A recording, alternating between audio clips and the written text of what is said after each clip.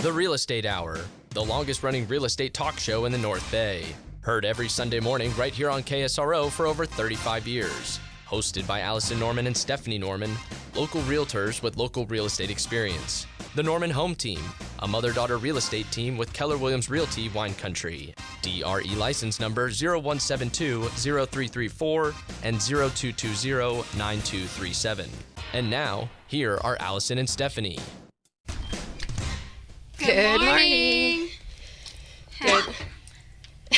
Joe, bless. Was that a sneeze? Bless you. Happy Sunday. Good morning. Happy 6-7 day. if you're of that age, that you get that.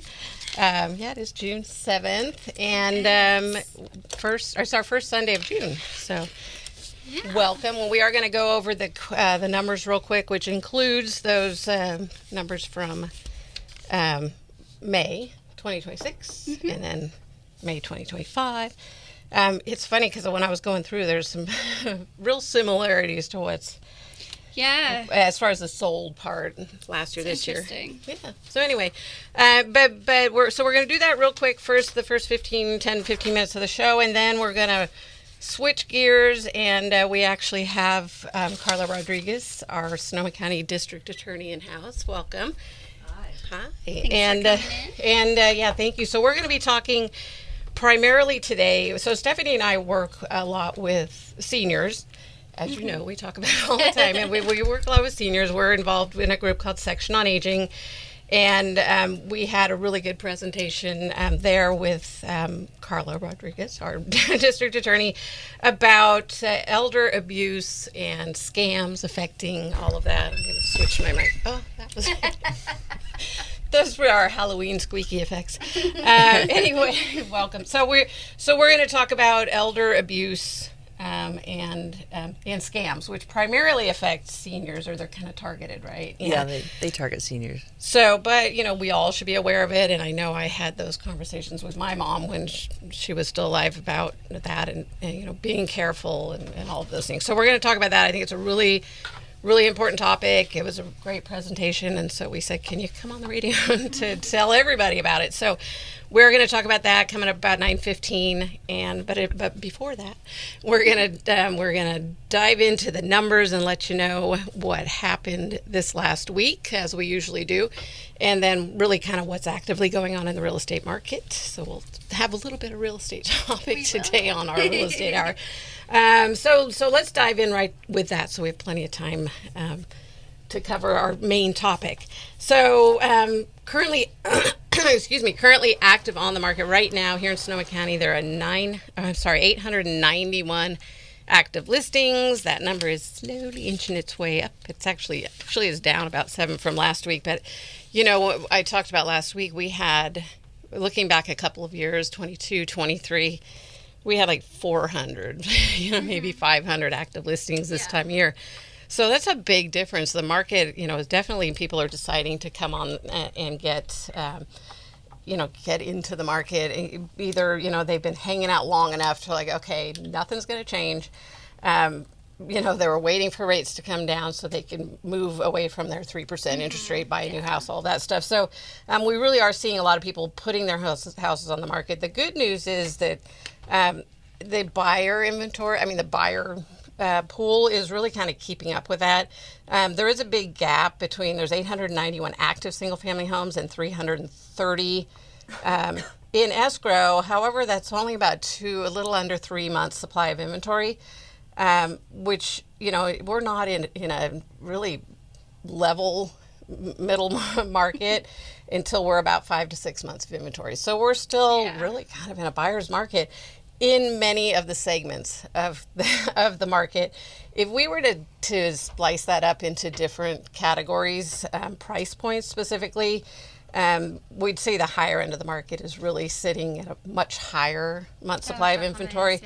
Whereas what we're seeing right now with the buyers in the lower kind of under 800 is really moving quickly. And I'd say there's definitely, probably like a month's supply, maybe a month and a half. So the overbids and everything, because everyone wants those. Right. Everyone's price point right now. It is. That's where kind of every bid, that's 600 to 800, I'd say.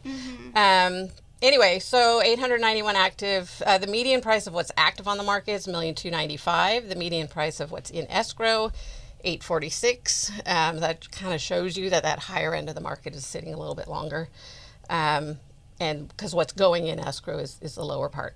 And then condos, we have 156 active condos with 45 in escrow. And that one's 3.5 months supply, so a little bit more of an advantage on the seller side of that, or I'm sorry, on the buyer side of that, because there are maybe more than there are buyers on the condo townhouse front. Mobile homes, mobile homes. There are 94 active mobile homes, 41 in escrow, and then multi-units. We have 119. Multi-units with 15 in escrow. Multi-units, 2 to 4 units, which is duplex, triplex, fourplex, and then 2, 3, or 4 units on one parcel. We have almost 8 months supply of inventory in that category. So big difference there. So, and that's normal. It's always been, going back, to the dawn of time. No, going back to really years in the real estate hour, it's always been a lot of inventory, a lot more inventory than buyers in that multi-unit. I would say probably not when we had the low interest rates we had investors in California buying because equity was going up real quick. We were seeing a lot more buyers, but then once the interest rates go up and, there's less expensive places in the country to buy real estate, investors kind of leave California, and that multi-unit market is a real heavy investor market. So I'm not surprised by these numbers, and we see them all the time, but it's just we like to tell you what's going on, right? So, and then land buildable, we talk about all the time, 304. It's been kind of going back and forth between under 300 to over 300. That's buildable residential land. There are 304 active listings and 40 in escrow. That's also a little over 7.5 months supply of inventory. So definitely, a big difference in those two lower. Those two multi-unit and land. And the same, it's not what everybody's looking for. The buyer pool is definitely a lot smaller in that. We see that not just in the numbers, but when we're out there working the real estate market. Anyway, you want to do the what happened this last week, and then I'll do the sold. So just a quick look at what happened last Sunday to this Sunday. For Sonoma County, new listings 126 with a median list price of $850,000. Back on market 19. Price reduction 100. In escrow 80. Pending 70. Sold 90. With a median sold price of $901,000 and average days on the market 50 days. Yeah, and congratulations to all of you who either bought or sold a home. It was a big process, and you did it. Woohoo! In sync. In sync. You'd think we've done this before. Anyway, so that, and like you said, and there's a lot of moving pieces, a lot of nail biting, a lot of nerves, and all of that. And there's a lot of people involved in the background too. Yeah, so yes. Working hard shout to out make to it the lenders and the title companies and the underwriters that are way behind the scenes and people don't think about them, but and the appraisers and the inspectors. The inspectors are really busy right now. The home inspectors and the pest inspectors. They're all kind of booked about 2 weeks out, which shows you that the market's busy. And they said they're actually a lot of what they're doing is the pre-inspection. So we always recommend that do it ahead of time because it really helps your house sell better without there's no hiccups surprises during escrow or anything. Yes. So it's good to do that. Yes. So so let's do real quick the sold because it is the first week in June, and I think agents have had enough time to put those. Sold, mark things as sold, so we're going to go ahead and let you know what the sold numbers are for May versus the 2025 May. So single family homes, we sold 358 single family homes in May of 2026. There were 331 that sold in 2025, same month. The median price for the single family homes was a little bit higher this year than last year, so 881 was the median price.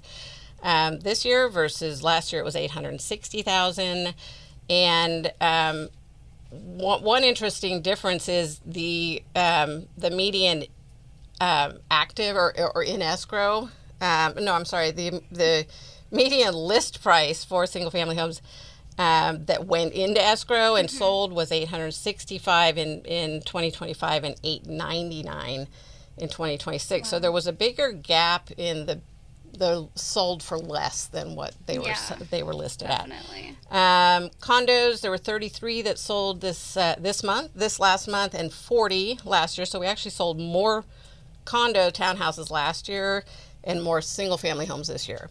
And then mobile homes, we sold 30 this May and 33 last May. And then multi-unit, I had to go back and do this twice because I forgot to change something. But they're both exactly the same. Multi-unit, 2 to 4 units, 13 this last May.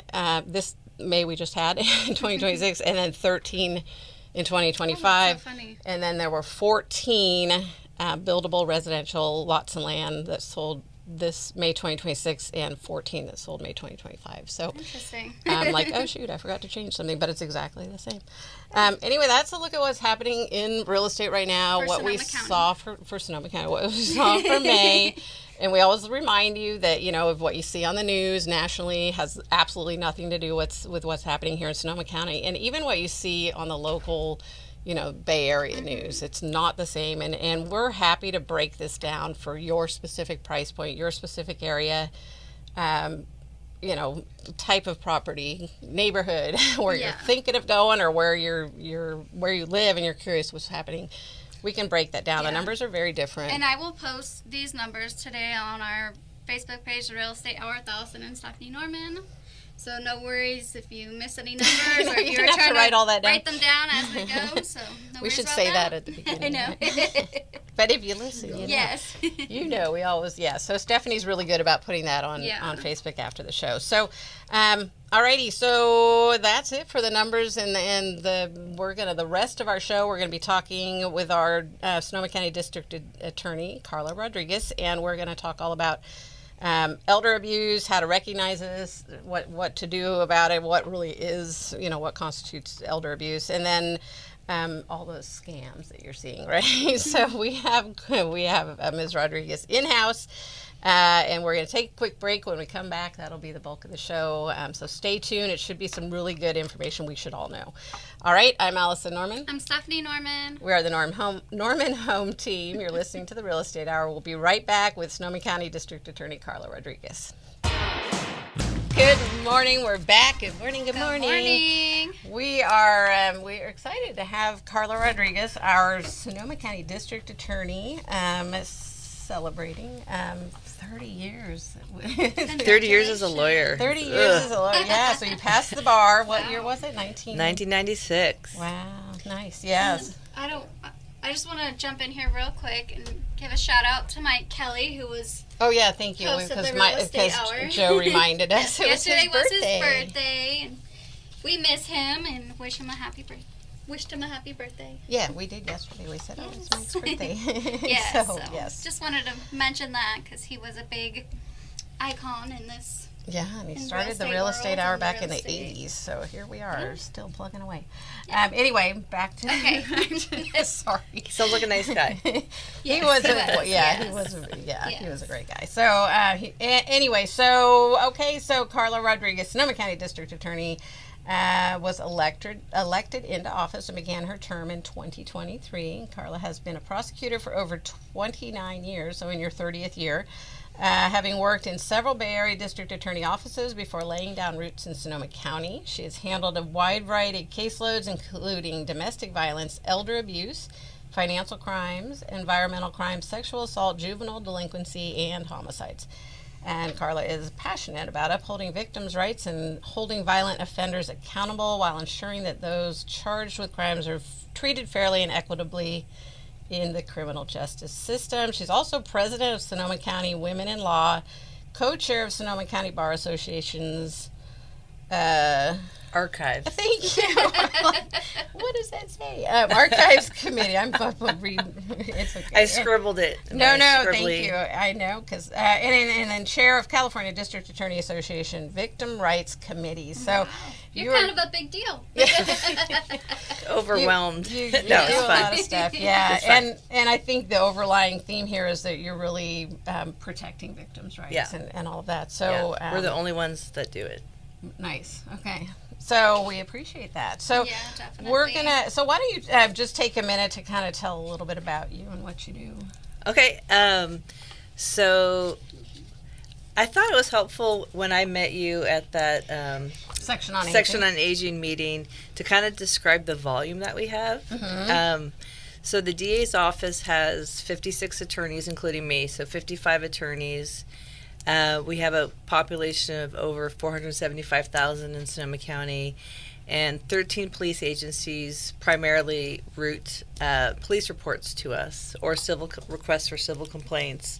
So in 2025, I have an annual report that I think 6 people have read. And in 2025, within the numbers, we got 15,000 police reports last year. Wow. So if you divide that by the 50 line attorneys that are doing the work, the bulk of the filing and taking them to trial, it's a huge caseload. Yeah. So the 50 attorneys, not including me and the 5 chiefs, basically review the police reports. We filed about, I want to say 10,000 cases, about 7,000 misdemeanor cases, so punishment no more than a year in jail, and the balance felony cases. So as it relates to real estate, we do have a consumer law division, and so they have a website. We put out consumer alerts, frauds and scams. They handle some kind of real estate, unlawful business practice type cases. Okay. And then we have an elder abuse unit, which is 2 attorneys, 1 victim advocate, and 1 investigator, and all they handle is elder abuse. So that could also involve real estate Yeah. related crimes. Right, and we've seen that before with an adult child or with a a caregiver that's mistreating or taking advantage of, and even have seen where they've had them sign over a house to them, because there's a really easy transfer on death form you can do. And that's a little scary. So, Yeah. It's when I go out and talk, I say powers of attorneys do not mean license to steal. Yeah. And I think in the past, people go to the police and say, well, my son who likes to go to the casino and use meth has my power of attorney. Now he's, on my bank accounts and this and that. And the police would say, oh, well, that's just civil. And so I go around to all the police and say, that's a crime. Yeah. It may not involve a gun or something else, but that's a crime. Right. So we've been trying to change their attitudes, and they've been very receptive, and treating those paper cases much more seriously in the past 10 years. Yeah, good. Well, thank you that's for good. advocating for that because it's good. And that's I think why we wanted to talk about the elder abuse piece of it. What was I going to say? Oh, so as far as kind of that you're trying to change the idea of what exactly is elder abuse, but can you categorize kind of what it means? Yeah, so there's actually a specific penal code section 368 in the penal code that is elder abuse, and 368B involves physical elder abuse. So that could be neglect, it could be sexual assault, it could be beating, 368D is financial abuse or theft, and 368E is when those crimes are done by a caregiver.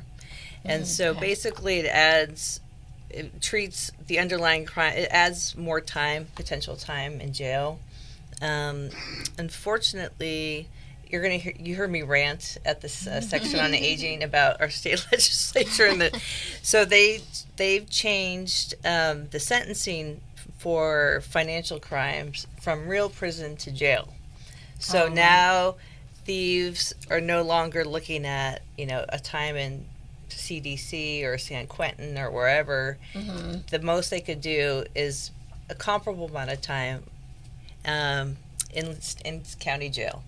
And I think you and I would both agree that the punishment is much less scary when you're looking at county jail versus state prison. Yeah. So that's just something that I want to throw out there because it's changed the landscape of, I think, holding people accountable California. Right. Yeah, so that's California. That's California. Okay. Yeah, and they had to. The prisons were overcrowded. They were ordered to reduce prison population. So that's what the legislature came up with, is basically we're going to just ship all the property crimes and drug dealers to local jail now. Oh. So Put the burden on the county. yeah, then, right? yeah, and they're closing down prisons. So it's a percentage of how full the prisons are, and the governor has closed a bunch of prisons. So we'll always be overcrowded. The more he closes prisons, we're always in a state of overcrowding. Oh, right. You know what I mean? Yeah, yeah. So I'm very, very cynical and bitter. So that'll come through in the next half hour. That's okay. Good. Perfectly fine. I know. Yeah. So trying to think. We just have a couple minutes before we have to take our quick break. So elder abuse. Yeah. So. Yeah. So, we got off topic. Sorry. No, that's okay. Emma, what can we talk about for 2 minutes? Okay. So what constitutes elder abuse? So it's basically the crime, and that the perpetrator knows that the victim is a person age 65 or older. Okay. So some of these scams, we can't prove that the perpetrator knew that the person on the other end of the line or on the other end of the computer is 65. So we have to find evidence to show that they knew that they were targeting elders. And it's actually easier than it sounds. Mm-hmm. But let's say we have a car accident and the elder is hurt in a car accident. There's no way to prove that person did that because they knew the person was over 60. Right. So we're looking for that targeting or that knowledge, awareness that their victim is vulnerable, elderly, and maybe not at the prime of their life and deserving of a little bit more care. Right. So would it be, excuse me, there goes my voice, what happened? Would it be, sorry, would it be the same, it's a crime if they're under 65, but it's a harsher crime? Or it adds about a year in local prison. So it's still a crime, it's an elevated crime. It's slightly elevated. Add on to that. Okay. Yeah. Okay, good. Well, that's, yeah. And we can add a year if it's a certain type of crime and they're an elderly victim. We can add a year here or there. Our elder prosecutors know all the ways to try to make it. Yeah. Okay.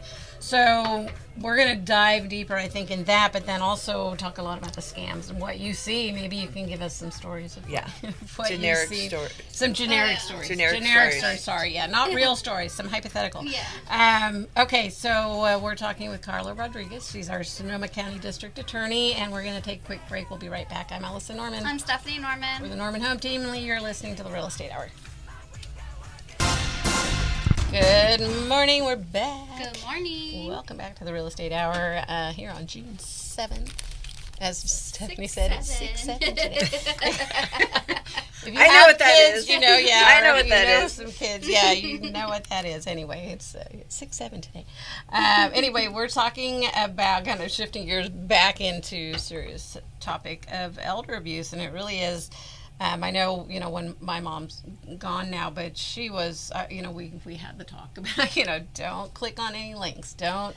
And she did anyway. Yes, there was one time where she called and she said, I think I did something really bad. And she had paid some money to have somebody they wanted access to her computer so that it was like an antivirus thing, And I called the guy and he says, no, she paid for it. And, and I said, she didn't know what she was paying. So he was, he had a very strong accent. It was probably a call center somewhere, but it was, there was nothing we could do about it. So. Yeah. Nope. Anyway, so so we kind of covered what is elder abuse. Let's shift back for 1 second. What can someone do? I know as realtors, we're kind of mandated reporters, but it's kind of there's a line there that is blurred. But anybody that's a caregiver or in a facility or a financial, right? There? Yeah. So we see, because we do work with a lot of seniors, we have in the past seen something, sometimes it's a little questionable. And a lot of times I think it's just an adult child that's frustrated with a parent. Yeah. That, they're not listening, or maybe they have dementia or Alzheimer's and they're tired and they're frustrated and they're trying to get their point. But they're really kind of being mean, Yeah. So at what point is there a point where you say, okay, something's going on here, and it's not physical, but Yeah. it could be emotional or neglect, right? So we're talking kids and parents or Yeah. emotional abuse? Yeah. That's tough. I mean, I think we definitely hold caregivers to a higher standard as it relates to emotional abuse. Like, Yeah. that's their job. Right, And they right. suffer caregiver stress as professionals.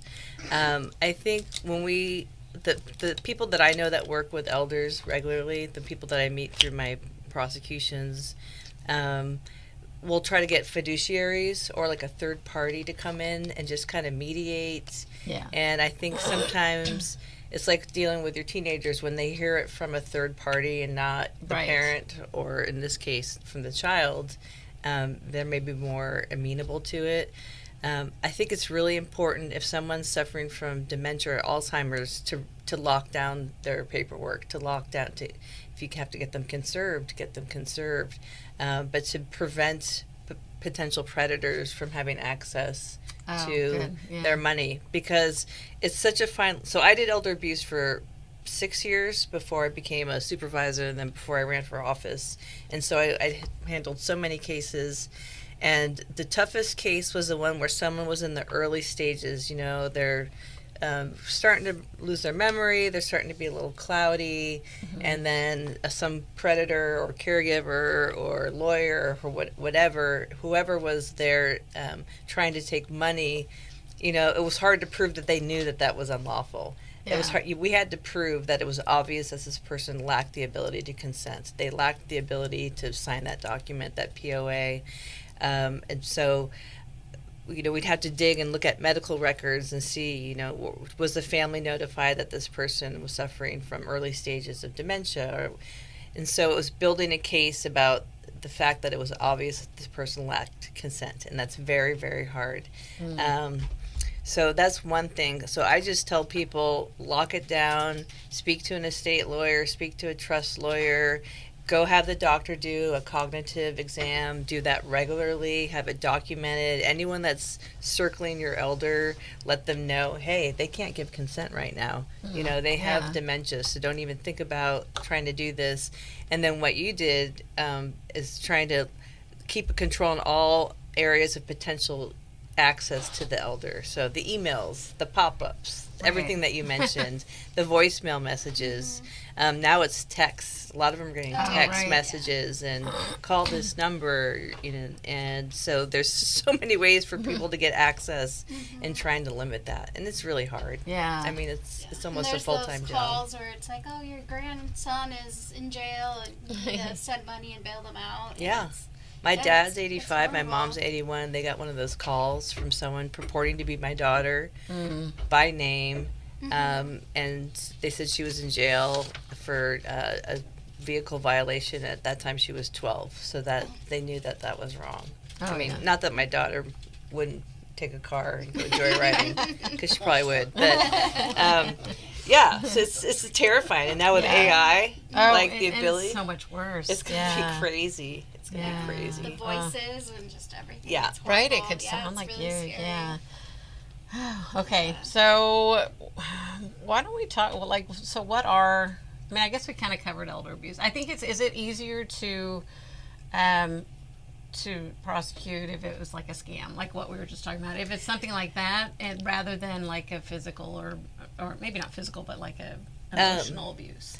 Emotional abuse is very, very hard to prove because, you know, we have a burden of proof beyond a reasonable doubt. We have 12 jurors, and you know, you have to have 12 jurors agree that this person, you know, willfully inflicting emotional abuse. Yeah. And I think there's a lot of sympathy for, you know, caregivers, and I think a lot of jurors and a lot of us have taken care of elders, and they know it's that it very can get hard. draining. Right. So we see, and when I did elder abuse cases, there was just there was overlap of everything.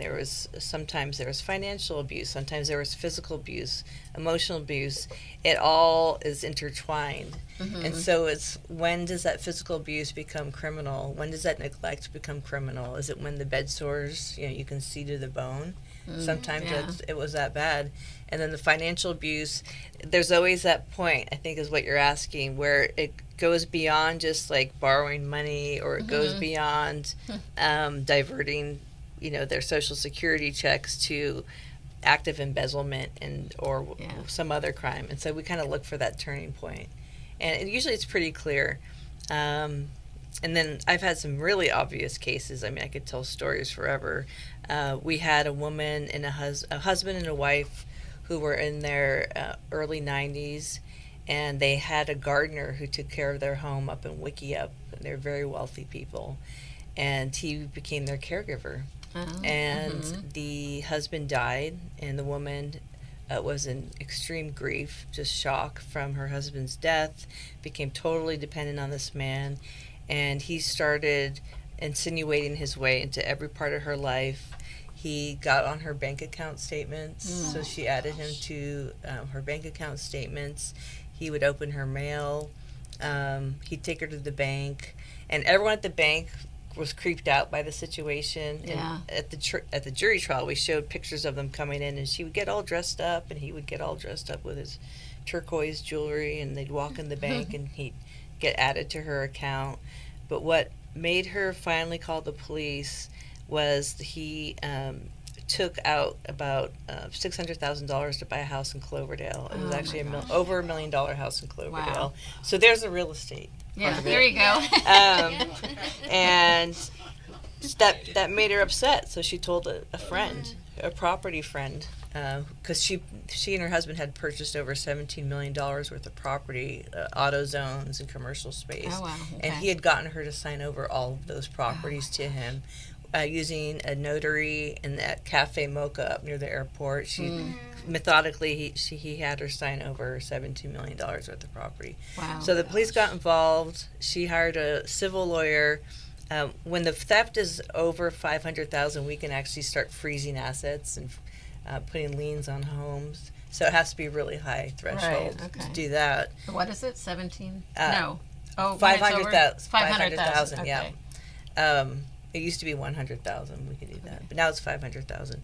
So we basically held him accountable, but once again, she had willingly, added him, and that's really hard. Right. And behind closed doors, though, she was using those calendars from the banks, those pocket monthly calendars. And every night she would write notes about her day, and she was documenting the times that he was yelling at her behind closed doors, or threatening her, or just bullying her for a year. Wow. And so that was our emotional abuse combined with financial abuse. And the total picture for the jury was sufficient, and they convicted him. Yeah, so he got a 10-year sentence, and she got most of her money back.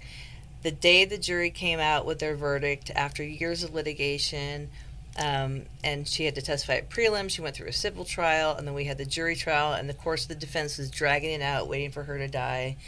But she hung on. I went to visit her in the care home. I told her they convicted him, and she died that night. Oh my gosh. Yeah. Wow. Yeah. So she was waiting to nail him. Yeah. So anyway. Yeah. So that's kind of an example. It's all just intertwined. one example, right? That's one case out of a lot. But it's all intertwined. Right. So I imagine that he probably started by being helpful.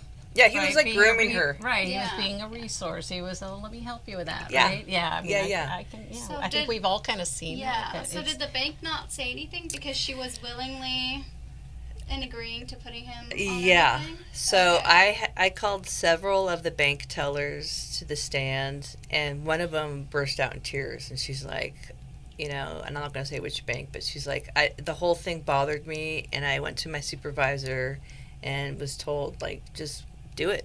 That's what she wants. And I get that. I get it. How would you interfere with the dolled up, couple? But she's like, I knew it was wrong, and I had a bad feeling, and she left that bank and went to a different bank, and the whole thing bothered her. Yeah. So I think they're now more empowered to speak up and do things. And I think I mentioned that section on aging. I believe our elder advocates like Krista Nelson at Senior Advocacy Services and others are really very legislatively active to try to get the banks to be more proactive. Good. Yeah. to alert. Yeah, and there's like the times at stores where an elderly person is on the phone with somebody and they're trying to buy gift cards and Yep. That's horrible, and it's like hard to stop them because it's like, no, I need to do this. And Yeah. So like, are you supposed to like? Do you call the cops or you just let it happen and say, oh my gosh? I've had a few cases originating from Target employees who were like, we have someone here who's in his 70s who's buying, $6,000 worth of gift cards, and I know it's not right. And so great for them, great for those employees for taking the initiative and doing that. Yeah, that happened when I was at Walgreens one time, and a lady was buying. And actually, I think somebody followed her or saw it happening, a customer, and then went to the front, in management, and then they were saying, no, this is a scam. And she's actively on the phone with the person, and they're going, no, it's not. You need to buy these gift cards. Yeah. And good for the people that got involved. Yeah. That's good. So, so circling back just for a second to the elder abuse piece of it, what does a person do if they do suspect something? Is there a place to report it? Or so APS is you can call Adult Protective Services. They are underneath Human Services with the county. Angela Struckman is the leader of the Human Services. She's amazing. APS is great. Their powers are limited, though. So in the case of the woman with the gardener who became the caregiver and the $17 million, they went to APS, and APS went to her house, and they will go to the house and do a welfare check and just try to talk and try to use their skills. But the guy was hiding behind the door, and so she was afraid to say anything. She was afraid to say anything, and they can't force their way in. Yeah. So then APS will call the police, and then the police will do an investigation. And sometimes we work with the police to try to get bank records or try to get some kind of information about what's really going on financially. Our police have, as I've mentioned, become much more savvy and sophisticated as it relates to being aware of how the theft is happening. Right. So I would call if I were an employee, I'd call the police and say, this is really weird. Right. Call APS and then call the police. Perfect. Okay. Alrighty, we're going to take a quick break, and then when we come back, let's talk all about those scams that we all know too well, and we pray that our older adult parents or friends also recognize them and don't do it. All right, so we're chatting with Carla Rodriguez, Sonoma County District Attorney, all about elder abuse and elder scams and scams that we all experience. Anyway, I'm Allison Norman. I'm Stephanie Norman. We're the Norman Home Team, and you're listening to The Real Estate. We'll be right back with more. Stay tuned. Good morning. We're back. Good morning. Good morning. We're back here with Carla Rodriguez, Sonoma County District Attorney, having a really interesting conversation about a topic we all should really know about. We really should, yeah. What's know how the to recognize statistic? It's of the number of seniors, out there, people over 65, and it's growing every day. I mentioned it a few weeks ago. I forget what the number was. I don't know if you know, but anyway, it's a lot. There's a lot, and we're the population is aging. Because all the baby boomers are becoming seniors, myself included. I'm the last year of the baby boomers, so yeah. The last, I'm the tail, bringing up the tail. But anyway, so I think, are you seeing more, you think? Well, I think it's probably a combination of there's more seniors, and then there's more... The silver tsunami is what they call exactly, it. The silver tsunami is happening in Sonoma County. Yeah, and so there's the technology's getting better, and there's more... older adults. Yeah. So what do you see? What are some of the biggest scams that you see? Okay, so it's based on what's happening at the time. So let's say 10 years ago when I was doing these cases, there was a lot of romance scams. So don't ever let your elderly father or mother go to the casino and meet boyfriends and girlfriends. Is number one piece of advice. So a lot of romance scams, people that ingratiate themselves into an elder person's life. They want to get married, and this is in person. This isn't like a phone call from someone in Romania or whatever. So then the romance happens. Then they're going to the auto dealership and buying a $110,000 truck, tricked out, and a Porsche. And then the girlfriend magically disappears the next day. So stuff like that, or getting access to bank accounts or buying gift cards or whatever. We have a lot of we had COVID scams back in COVID. So it's really the scammers are amazingly creative and intelligent, and they probably could find a cure for cancer if they put their creativity and intelligence towards that, but they chose not to do that, so that's too bad. But they work on it, they go after emotions, so the amygdala, the part of the brain where you feel that you must respond, whether it be fear or wanting to be loved, or whatever our instinctual responses are.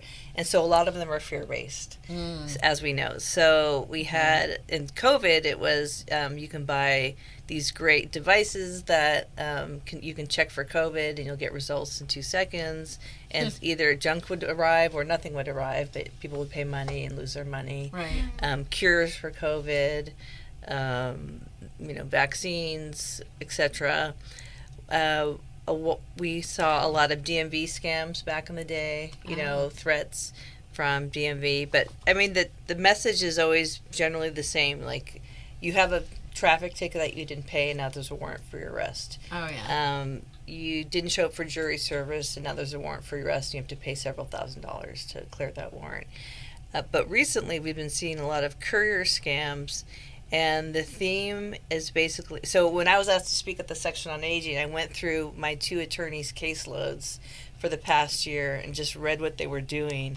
And I was shocked at what I saw. I knew what was happening, but we have a bunch of cases right now where people are getting elderly people, and I don't know how they find their elder. I think that they just they text whoever they can, and I think they can tell when someone's elderly. I think they just know either through the vernacular or through how they respond, or I know when my dad emails me, it's a 12-page email, so they can just tell that it's an elderly person, and that's when they hone in.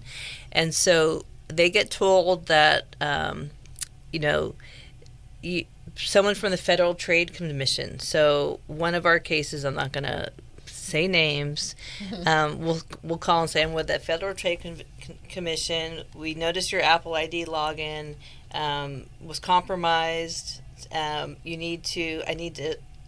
can help you fix it, but all your accounts are compromised. You're going to lose all your money. It's going to be really bad, but I can help you because I'm investigating this group of people that's targeting Apple. And so they tell them to withdraw money, cash, and it's always just under $10,000. It's usually like $7,000, $8,000, $9,000. And so the elders are going to the banks, withdrawing this cash, and then a courier from the Federal Trade Commission or from the FBI or from whatever they're told will come pick it up on your doorstep tonight. And the cash. And so they do that, and then the very next day they get the same call from Bob Smith from the Federal Trade Commission. We've almost solved the problem, but you need to do another withdrawal. And so they go back, and they go to multiple banks. And as you mentioned, sometimes they're on the phone with this person who's got them locked in, who's got them their hook, line, and sinker, telling them what to do as they're walking in the bank. And then they tell them to take a photo of their bank withdrawal, and they tell them to take a photo. They have to package it a certain way, take a photo of that, send me that, just like orchestrating every move. And then the elderly person will leave the money on their bank account or on their, the front doorstep. And then a courier picks it up, someone that's different from the person on the phone. And so we have a few cases going on right now, more than a few cases going on right now, involving the couriers, because in some of those cases they've been smart enough to, the children find out or a loved one finds out, and so we've been able to, catch the couriers at least picking up the money. That's good. But it's just case after case I'm reading, and I'm like, I can't believe that, they're actually going to the bank and withdrawing $8,000 worth of money and packaging it, and I know. It just shows you how, at a certain age, your brain really does diminish. It does not have the... Right. Well, and I think there's so much overwhelm from technology and new things. And I know with my mom, she had such a hard time with her computer anyway, so then just dealing with the technology piece of it. And then, although this was a phone call, that you're talking about, but I think just, it's hard to believe that somebody would fall for that, but they do. They do. Over and over and over again. And if, when you step back, I'm sure when they step back and look at it and go, oh my gosh, I was so dumb. Yeah. Why would I have done that? But when you're in it, you justify it, I think. Yeah. And I think a lot of us just want to assume people are good and they have good intentions. Yeah. It must be true. And they terrify them. So that too. I had an expert doctor type person on the trial show a picture of a healthy, a brain of someone who is not elderly, and all the parts of the brain, the different functions that the parts of the brain do, and then the photo of an elderly brain, which is, nothing stays as vibrant as it was. Right. Yeah. And so all the functions, all the parts of the brain that deal with reasoning, process, thought process, being discerning, being critical, those parts of the brains deteriorate first. And so elders are the perfect victims for these crimes. I mean, physically, they are the perfect victims for these crimes. Financially, they're the perfect victims for these crimes because they've saved their money, they've invested well. And then I think something that is so sad that I saw when I did elder abuse cases was the shame that victims feel and the embarrassment, because once they do realize that they were the victim of a crime and they start to think, oh my God, I can't believe that I did that. And then they're afraid to say anything because people will judge them. Right? Yeah, it's horrible. So they're perfect victims that way because they don't want to report. Yeah. So the moral of the story, I guess, watch the older people in your life. Yeah. And see like a what hawk. they're doing like a hawk. And I think like you said, if they do have diminished capacity, get get it in writing. Get in writing. Power of attorney, but that's not. I mean, a conservatorship, I guess, is the best. But then they have to be, incapable, and so there's that fine line in between that. Yeah. I think that we really need to educate our elders and then watch them. Yeah. Right? Protect them. People are like, "What are you going to do when you retire?" And I'm like, "Well, I don't know. I don't have a life, but." One need I see is someone to help families navigate this, and to protect their elderly loved ones, whether it be get Norton antivirus 10.0, or to just have all their phone calls routed through their cell phone, or there's got to be a way to put up some more barriers than we have now, and to help and to tell the kids to be compassionate and to appreciate what the kids are going through, but also to let them know that it's not the elders' fault. Right. So what, Joe? I don't think the elders stupid. Yeah, it's it's a physical medical thing. All right, we're going to have to wrap it up. This is so interesting. I want to keep going. But real quick, if somebody has this happen to them or knows somebody, who do they contact? Is it the FBI or is it? There's so many. It just depends on the scam. But locally, call the police. It's either the sheriff or your local police department. We have the Family Justice Center, which my office runs. Okay. And the elder caseload is our second largest caseload it's domestic violence and elder abuse, and then sex assault, trafficking. So people are using the FJC. And then we have, once again, APS is great, and they do offer a lot of services and help. Okay, so Adult Protective Services. Yeah. Okay, we are completely out of time. So, Carla Rodriguez, Sonoma County District Attorney's Office, thank you so much for all your great information and for everything you do. Thank you. Yes. Thanks for doing the show and having me on. So give us a call if you have any real estate related questions. 707-799-3617. I'm Allison Norman. I'm Stephanie Norman. The Norman Home Team. You've been listening to the Real Estate Hour. See you next week. You've been listening to The Real Estate Hour with Allison and Stephanie Norman. The Norman Home Team on KSRO. Join them every Sunday morning at 9. Sonoma County real estate market knowledge from real estate professionals. You can reach Allison and Stephanie anytime. Call or text 707-799-3617. The Real Estate Hour with Allison Norman and Stephanie Norman. Sunday mornings at 9 on KSRO and KSRO.com.